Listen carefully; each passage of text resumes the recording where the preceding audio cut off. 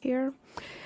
All right, so the country is now looking at Ferguson, Missouri, because apparently in the next couple of days, this week, supposedly, the grand jury is supposed to come out with either an indictment on Officer Wilson, Officer Darren Wilson, a white police officer who shot young unarmed black teenager Michael Brown back in August.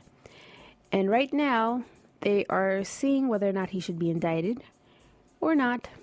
And now, check this out. The grand jury, which met last Friday, will reconvene on Monday, federal and local law enforcement officials told CNN. So, frustrated residents will have to wait a little longer to hear whether Wilson will face charges in the August 9th shooting death of unarmed 18-year-old Michael Brown. Now, of course, that was deeply disappointing to some people who think that this has been going on long enough. The grand jury has been looking at the evidence for weeks now, and it's actually kind of annoying to the people of Ferguson, wondering if there will be some sort of charges placed against Officer Wilson.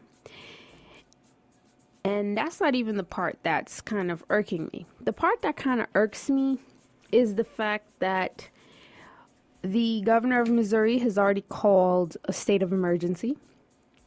Several surrounding counties around Ferguson are set to deploy their law enforcement to the area.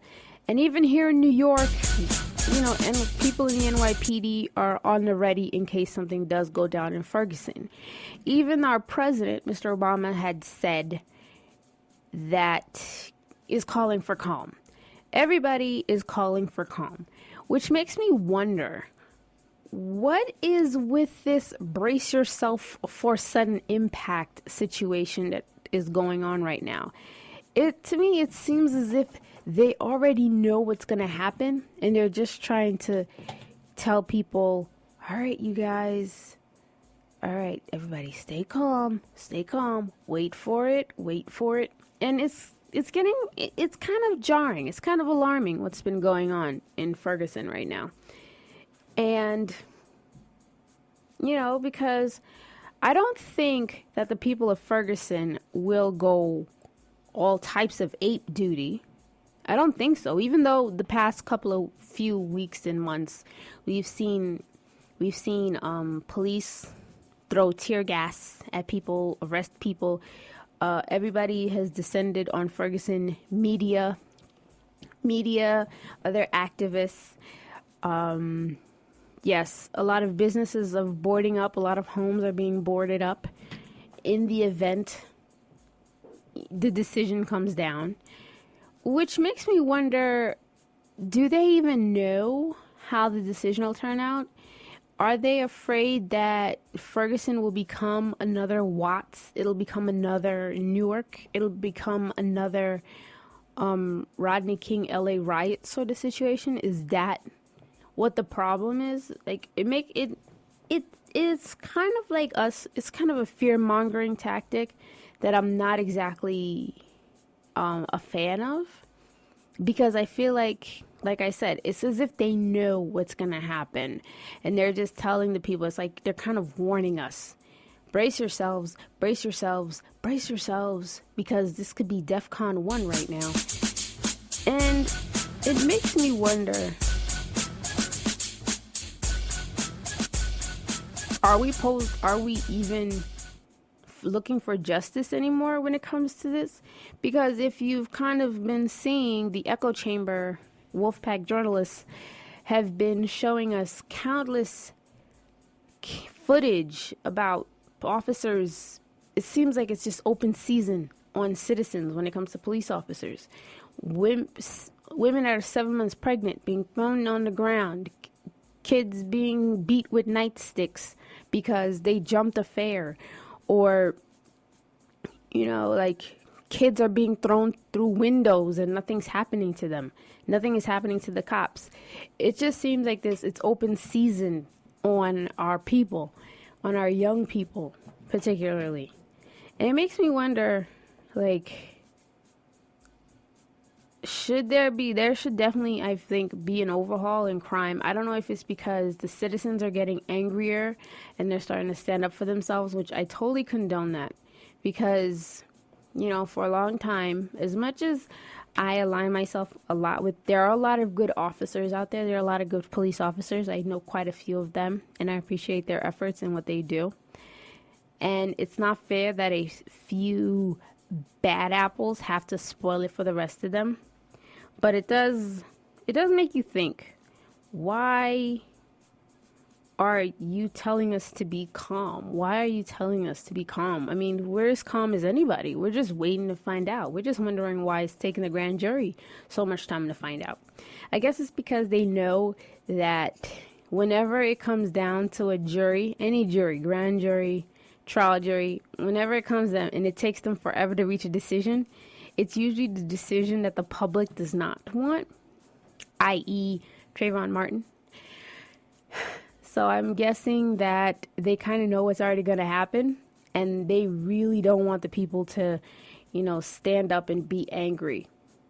And they don't want the people to be shouting, which is kind of strange because in a country that was founded on protests, that was founded on rabble-rousing, study your history, people.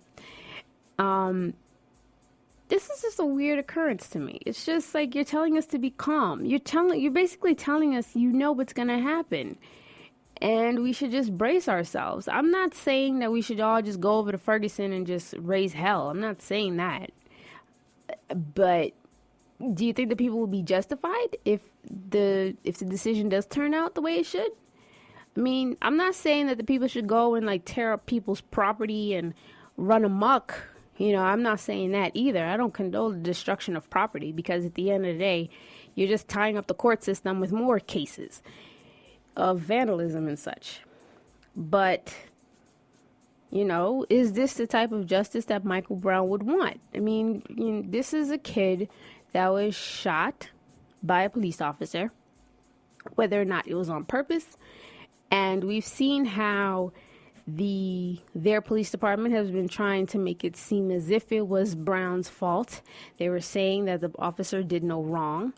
And even the officer himself is saying that he should just step down because I guess, he's becoming a lightning rod in this whole controversy. Or they're telling him that maybe it is best that he step down. It just makes it kind of strange, And, well, actually, it does make sense because the people are getting a little aggravated. I mean, the standard term for a grand jury in St. Louis is 4 months. That deadline passed back on September 10th, but a judge extended its service for 2 months, plus another 60 days as allowed by state law. The grand jury's term will basically end on January 7th, though prosecutors have said they don't think it will take that long. It's taking that long. And there does seem to be a lot of underlying tension. On the streets, the tension is not always visible, but it can be heard in the voices of those who live and work in this small city of 22,000. So, the people are angry. The people have been putting up with this for how long? The county of Ferguson is basically made up mostly of African Americans, blacks, and the police force doesn't really reflect that. So, of course, there's tension there already. And they've probably been seeing this happen over and over and over again. And this is the last straw. And they're finally, standing up for what is just. And they feel that this kid should not have died. The police could have handled the situation better.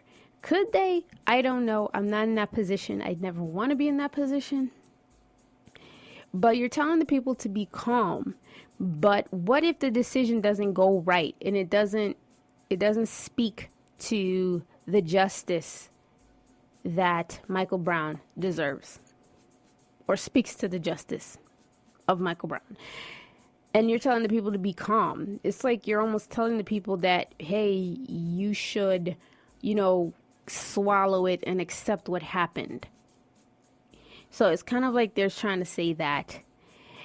And it's just very scary that they're saying that. Not scary as in fear-mongering scary, but it's just a little alarming that so many people are saying to remain calm. But you've seen what happens, and plus you've seen what the local law enforcement has been doing. Why do they need tear guns and riot gear and tanks? What's the point of that? I mean, this is the same local law enforcement that attacked news crews, journalists, people that were just there at the moment of action that are just shooting it as it happens. And you're telling the people to be calm? No. The people will be calm if they feel that there's a calm. But if they feel that justice is not done, they're going to let us know that justice wasn't done. No, I don't condone vandalism. No, I don't condone the destruction of property. I don't condone that at all. But if the people decide that they want to take to the streets and shout at the top of their lungs and confront authority, they are well within their rights to do so, because this is how this country was founded. It was founded on people saying, hey, we're not going to stand up for this. You know, you've been bullying us for way too long, and we're taking a stand.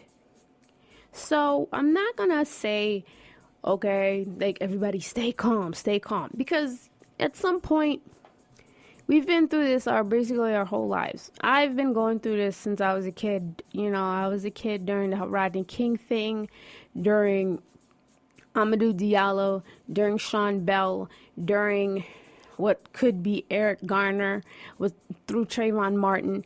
You know, when does it stop? When does it stop? When is there a moment for justice? When is that? When does that moment come? When does that moment come? And you can't tell the people to be calm if they're angry. Yes, cooler heads do prevail. But didn't you think that the people were calm when they kept seeing instance after instance after instance of this violence happening against their own people, and watching as the law basically forgives the actions of those that are supposed to protect and serve? Don't you think the people were calm back then? So if they feel that this is the straw that breaks the camel's back, you know, no, yes, you should calm. Yes, they should be calm in that, you know, nothing violent happens. There's no violence. But if they want to take to the streets, let them. If they want to shout out their concerns and grievances and let you guys know that this is wrong, they're well within their rights. So this urge for calm makes it seem like you guys know what's going to happen, and you don't want things to get out of hand. Fine, but do not be shocked by what happens, because you could see that the grand jury decides to indict the guy, and you know, we'll see what happens then. Just saying. So that's just my thinking about it. Of course, I'm out of breath again, so this is me thinking out loud.